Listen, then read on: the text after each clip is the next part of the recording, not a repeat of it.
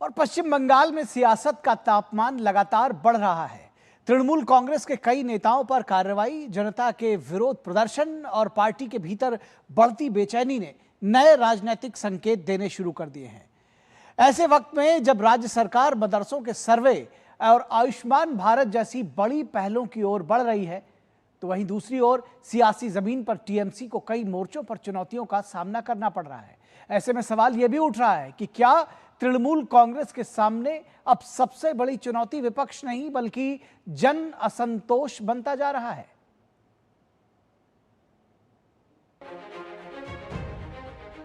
पश्चिम बंगाल में तृणमूल कांग्रेस का किला दरकने के बाद अब आम लोगों का गुस्सा उनका शोषण करने वालों पर फूट रहा है।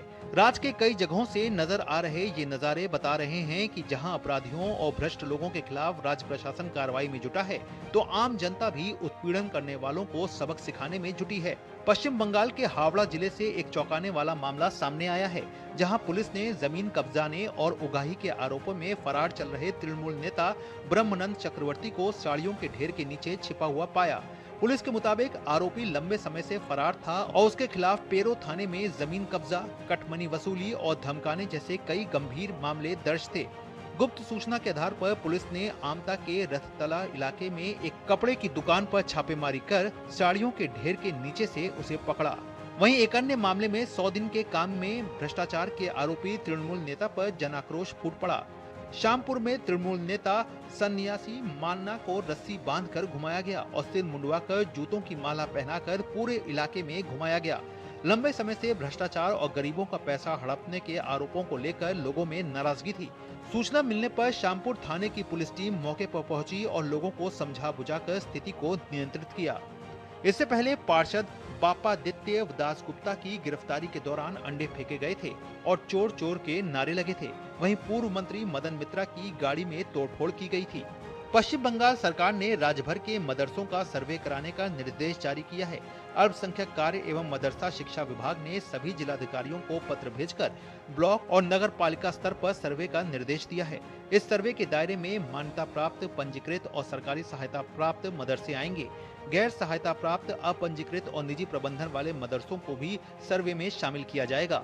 मदरसों की संख्या और बुनियादी सुविधाओं का डेटा जुटाया जाएगा। सरकार का मुख्य उद्देश्य जिलावार शैक्षणिक डेटाबेस तैयार करना है।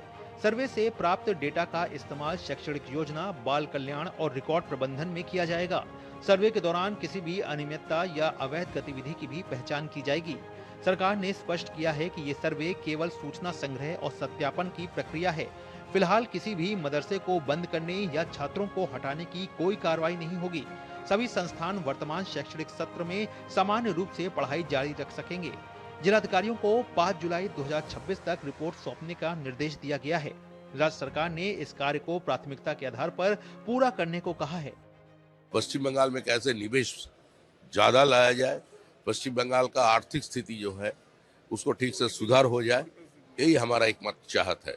और जो स्कूल शिक्षा जो एकदम ठप हो गया, उसको उससे बाहर लाने का कोशिश कैसे किया जाए, यही हमारा लक्ष्य है। वहीं पश्चिम बंगाल आयुष्मान भारत प्रधानमंत्री जन आरोग्य योजना लागू करने वाला देश का 36वां राज्य बनने जा रहा है।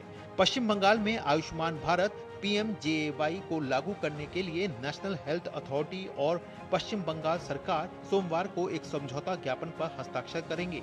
केंद्रीय स्वास्थ्य मंत्री JP नड्डा और मुख्यमंत्री शुभेंदु अधिकारी की उपस्थिति में MOU हस्ताक्षर किए जाएंगे। ब्यूरो रिपोर्ट के साथ सौरभ दत्ता और नितेंद्र सिंह की रिपोर्ट, DD न्यूज।